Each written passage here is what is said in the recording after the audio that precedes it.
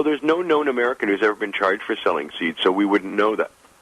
In 40 years, no single American has been charged with selling seeds because they would just charge them with marijuana. If you had a bag of seeds, they just call it marijuana, and they'd say you have a bag of marijuana. So nobody ever gets really charged for seeds in the United States. So it's very interesting that they have spent so much money, and the Canadian government has given up so much of our sovereignty and our national autonomy in order to hand over someone that there's no precedent in virtually either country to prosecute. It's considered such a trivial... Did you record to the Canadian government when you were paying your taxes that these were marijuana seeds you were selling and you sold them to the U.S.? Oh, yes. Well, like I said, I had meetings with Revenue Canada every couple of months, and they knew everything about my business, where my bank accounts were, so they could check them themselves.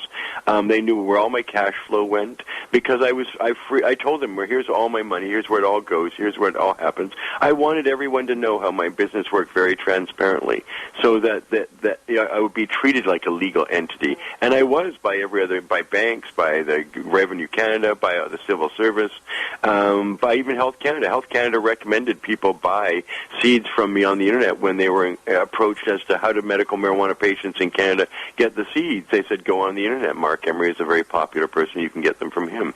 And the government's own marijuana program by Prairie Plant Systems was started with seeds that they got from me. And the government's whole marijuana programs were started with seed genetics that they seized from me in 1998. All right, so look. What are you feeling right now? All right, so are you anxious? Are you happy? Are you because the mic, the television, and the microphone glow is going to go away. That's right. And then what happens? Well, then you deal with boredom and loneliness. And when I was in Saskatoon Correctional on a 3-month sentence for passing one joint back in 2004, I spent 67 days in there. And I thought that was a hellish long time. And I ended up being the head janitor for the administration center at that prison. And at the time I disliked it a lot. I didn't like the idea of being incarcerated. I didn't like being wrenched away from my family and being torn away from my whole environment over just passing a joint. I was really resentful. It's a terrible injustice, but I had a lot of epiphanies and revelations about myself and about mankind and about the prison system, and I learned a lot about myself and my fellow man and the Canadian government in that experience. So I'm hoping I can draw some wisdom and some calm recollection from my experience I'm going to go through now, whereby while I'm there I'll feel hurt and pain and discomfort, but hopefully when I look back on it I'll have gained some wisdom and some things that will be valuable to me in the period after I get out of jail. The Prince of pot seed seller, Marc Emery, joins us, who will be incarcerated for 4.5 years in a California prison this morning. By the way, Canadians can help reduce the amount of time I spend in prison by having me transferred back to Canada. Such a thing was automatic under a Liberal government, and is now the Conservatives are not transferring people convicted in the United States of marijuana offenses, even though that is normally automatic and is included in our treaty that we have with the United States. So Canadians who want to bring me back have to lobby Peter Van Loan, the public safety minister, and then they also have to get out and vote and change the government so that we have a regime in Ottawa that is not so obsessed with punishing the sinners. That's all this is. It's there's no public benefit to this policy of prohibition that's had 2 million Canadians. At the very least, though, you should be doing your time in Canada. I agree. At the very least, it doesn't matter where you sit on the pot discussion. Your wife should be able to see you. You should be in a Canadian prison. Period. And people can call the Justice Minister right now and say that I should be charged in Canada, and if I were charged in Canada, the extradition would be halted, and then I would be... But can you be charged in Canada? You didn't commit any crimes here. Well, I could be charged for the same thing that the Americans are charging me. I mean, all that activity happened in Vancouver, so if I'm charged with 3 crimes in the United States, distribution of marijuana, manufacture, and money laundering, which is all the money I gave away, the $4 million we gave away, then if I were charged with that in Canada, I would start the Canadian proceedings and the extradition would be over. So either the minister could just simply refuse to extradite me, or they could charge me in Canada and let the chips fall where they may, and that would negate an extradition to the United States, and it would protect our sovereignty, and it would protect the integrity of our justice system, because what they've really done is outsource the justice system to the United States because they weren't getting... But you're also the people that support you don't support the Conservatives, so you're a political enemy of the Conservative Party of Canada, right? That's for sure. Well, this is the... All right. So but that's what we've got to deal with. We've got to can either change the government or convince the government, or perhaps both.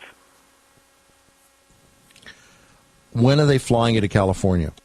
Well, here, what will happen today is I'll be taken into custody today and put in a local jail here, the North Fraser Detention Center, and I will be held there until the Justice Minister, Rob Nicholson, signs the extradition order. Now, Canadians should be encouraged to call him and say, don't do it. Don't sign that extradition order. Don't give up our sovereignty and don't sell out a citizen. But that's not what he's likely to do unless he gets overwhelming numbers calling his office endlessly, and that's quite possible. But then he will sign an extradition order, and then I'll take him on this long journey down to Seattle, where I'll be sentenced, and then I will be taken to Oklahoma City, where I'll be sorted out, and then eventually dispatched to some U.S. federal penitentiary somewhere in the United States, probably in California, Texas, Florida, or Georgia. Oh, so I thought you were going specifically to a California prison. No, that's where the most Canadians are. Like California City, for example, has an alien prison that's there that has Canadians in it, so it's very likely California because that's where they built a lot of them. But it could be anywhere in the United States, and it'll all be full of immigrants. It won't have any Americans in it. So I'll be one of 10 Canadians along, like I say, with 1,000 Central and South Americans in there, and many members of the cartels, and a place where no one has any individual rights because they're not American citizens, including myself. All right, let's go to, we'll get a call in here before we go to a break and say goodbye to Marc Emery. Bob in St. John. Hi, Andrew. They feed us bits of information. I hope we don't put them together. Now, the people that are doing this, I just saw that Ahmadinejad on Larry King Live. And that's the president of Iran. What's that got to do with Marc Emery? Well, King was appealing to these 3 Americans that got caught over there hiking or something. Now, that's in the evil of Axis, and they're over there. Shouldn't be there. That's a much bigger crime when this man is being charged for. Our weasel prime minister appealed for somebody in Iran, also a news person that's being held there, and calling them how evil they are. And look what they're doing to this man for nothing. Well, I think that it's proven that child molesters and rapists are being treated a lot better than Marc Emery. Marc, do you have to go, or do you want some final words? We've got to go and do a break. No, I'm fine. All right, we're going to do a quick 2-minute break and then some final words with Marc Emery. Oh, yeah. Normally I'd be in a work camp even doing gardening and things like that because I'm the lowest possible security risk, like minimum, plus type of thing. So, other people in these federal prisons will laugh when I tell them I am in jail when they say seeds. You sold seeds. And they're going to repeat this over and over again. I know exactly what's going to happen everywhere I go. They'll look at me with that funny smile and go, you sold seeds and you're here with us. And but there'll be more of that because we have Bill C-15 in this country that's just passed the House of Commons and waits for the Senate to approve it. I mean, if I weren't getting the attention today for being locked up, I would tell people to vote or call the Senate and stop Bill C-15 from passing. I don't. What's that bill? That's the bill that requires mandatory minimums for Canadians. I mean, if you grow marijuana in a home anymore and you have your kids there, it's a mandatory 1 year in jail minimum. If you rent your home that you grow your marijuana in, it's mandatory 9 months minimum in jail. And, of course, if you own your own home, they'll take it away from you and forfeit it. So, the new law is very, very severe. It will put thousands more Canadians in jail for marijuana and other drugs. But the press ignored it. People who molest children and rapists do less time and have less censure. What are your final words to the folks this morning, Marc Emery? Well, I love all the support we've been getting, and I look forward to receiving mail from Canadians, wherever I end up in jail. And I'll always continue this fight, and I'm not repentant, and I'll never stop being a patriotic Canadian. And I have nothing but goodwill towards the Canadian people and my country, and I look forward to return as soon as possible. And I will just keep busy and try and avoid boredom and the incredible monotony that makes people go crazy in prison, and I'll try and avoid the violence and stay away from the bad people. And I look forward to visiting my wife and coming back to Canada. How has the media in British Columbia treated you this morning? Wonderful. Although it's great being on your show, Andrew.